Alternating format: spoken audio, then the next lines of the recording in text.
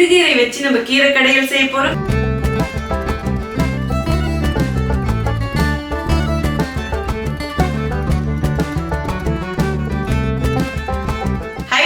Welcome to cook with Sangeetha.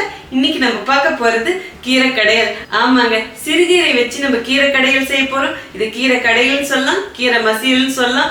இது செய்யறது ரொம்ப ரொம்ப ஈஸி, ஆனா பயங்கர டேஸ்டா இருக்கும். இன்னைக்கு துவரம் பருப்பு போட்டு செய்ய போறது கிடையாது, அதுவும் பாசி பருப்பு வச்சு செய்ய போறோம். இந்த கீரை குழம்பு சுட சுட சாதத்துல போட்டு சாப்பிட்டா அவ்வளவு ருசியா இருக்கும்.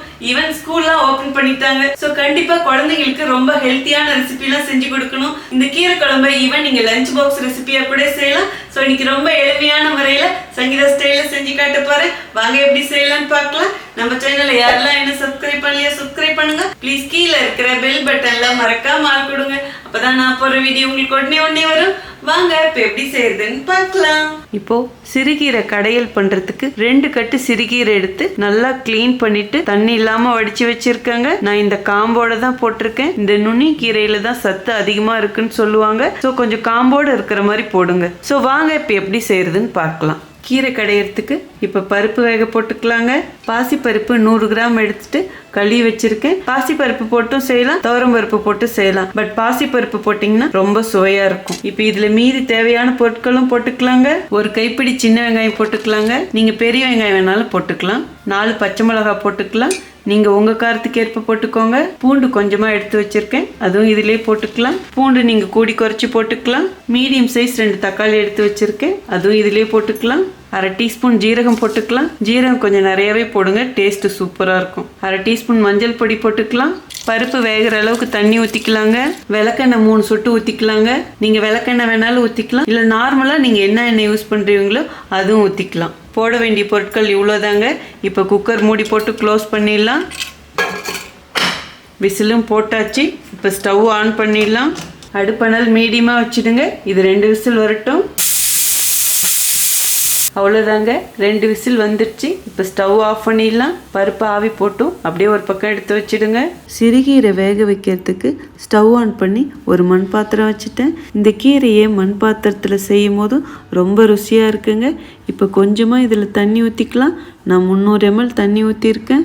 இப்போ அடுப்பணல் நல்லா ஃபுல்லாக வச்சுடுங்க. இந்த தண்ணி கொதிக்கட்டும். தண்ணி நல்லா கொதிச்சிடுச்சுங்க. இப்போ இதுலேயே 1/2 டீஸ்பூன் மஞ்சள் பொடி போட்டுக்கலாம். பருப்பு வேக வைக்கும் போதும் நம்ம மஞ்சள் பொடி போட்டிருக்கோம். இப்போ கீரை வேக வைக்கும் போதும் நம்ம மஞ்சள் பொடி போடணும். அப்போதான் கீரையில் இருக்கிற பச்சை நிறம் மாறாமல் இருக்கும். பச்சை நிறம் மாறாமல் இருந்தால் தான் நமக்கு இதில் இருக்கிற முழுமையான சத்து கிடைக்கும். இப்போ நம்ம எடுத்து வச்ச கீரை இதிலே போட்டுடலாங்க. கீரை போட்டதுக்கப்புறம் அடுப்பணல் கம்மி பண்ணிவிடுங்க. ரொம்ப அதிகமான தீயில வெந்துச்சுன்னா இதில் இருக்கிற விட்டமின்ஸ் நமக்கு முழுசாக கிடைக்காது. இப்போ இந்த கீரை இன்னும் பச்சை நிறம் மாறாமல் இருக்கிறதுக்கு நம்ம இதில் 1/2 டீஸ்பூன் சர்க்கரையும் போட்டுக்கலாங்க. இப்போ எல்லாத்தையும் ஒன்று சேர்த்து கிளறி கொடுங்க. இந்த கீரை ரொம்ப நேரம் வேகக்கூடாது. ஜஸ்ட் அப்படியே நல்லா சுருங்கினதுக்கப்புறம் ஒரு 2 நிமிஷம் வேக விட்டிங்கன்னா போதும். லேசாக ஒரு கலர் சேஞ்ச் வரும், அது வரைக்கும் வேக விட்டா போதும். இப்போ இது அப்படியே நல்லா வேகட்டுங்க. முன்ன இருந்ததை விட கொஞ்சம் சுருங்கிடுச்சு. ஸோ இன்னும் கொஞ்சம் நேரம் வந்தால் போதும். பாருங்கள், கீரை நல்லா கலர் சேஞ்ச் ஆகிருக்கு. ஸோ இப்படி பச்சையாக இருக்கும் போதே எடுத்துக்கணும். கீரை இந்த அளவுக்கு வெந்தால் போதும். இப்போ உடனே ஸ்டவ் ஆஃப் பண்ணிவிடுங்க.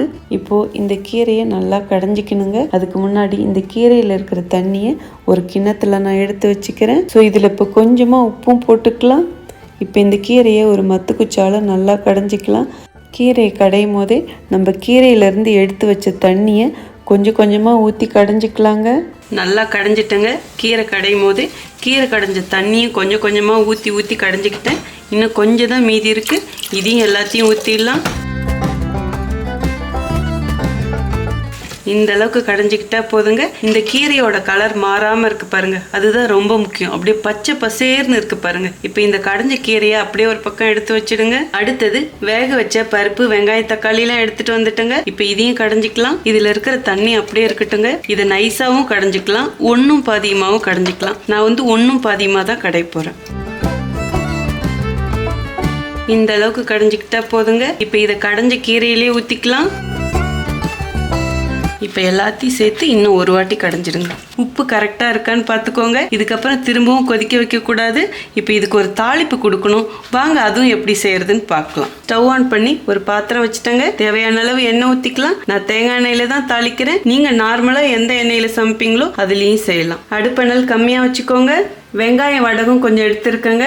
இதை அப்படியே நல்லா உதுத்துக்கலாம். நம்ம சேனலில் வெங்காய வடகம் எப்படி போடுறதுங்கிறது இருக்குது, அதாவது தாளிப்பு வடகம்.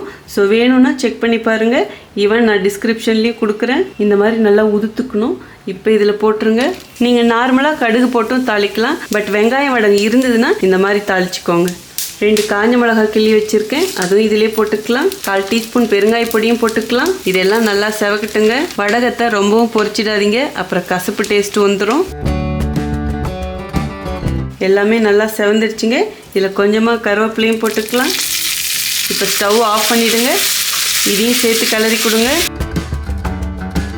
இப்போ இது கீரை கடையில் கொட்டிடலாங்க. இப்போ அப்படியே நல்லா மிக்ஸ் பண்ணி கொடுத்துடலாங்க. நான் தேங்காய் எண்ணெயில் தாளிச்சேங்களா, நீங்கள் நெய் ஊற்றி தாளிச்சிங்கன்னா செம்ம அஸ்தலாக இருக்கும்.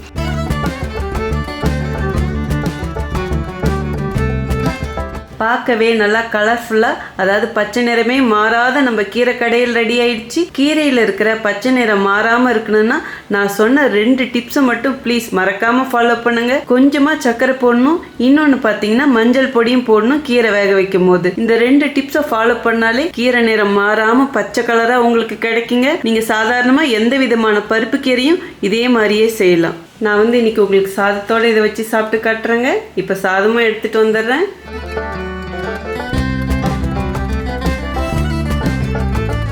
அப்படியே மேலே கொஞ்சம் நெய் விட்டுக்கலாங்க. சாப்பிட்றலாங்க. அப்படியே நெய் இந்த கீரை எல்லாத்தையும் ஒன்று சேர்த்து மிக்ஸ் பண்ணிவிட்டு எனக்கு அப்படியே ஆசையாக இருக்குது. இந்த கலரை பார்க்கும்போதே நல்லா சொதன்னு பிசைஞ்சிட்டு கை நிறையா எடுத்து வாய் நிறையா சாப்பிட்ருவோங்க.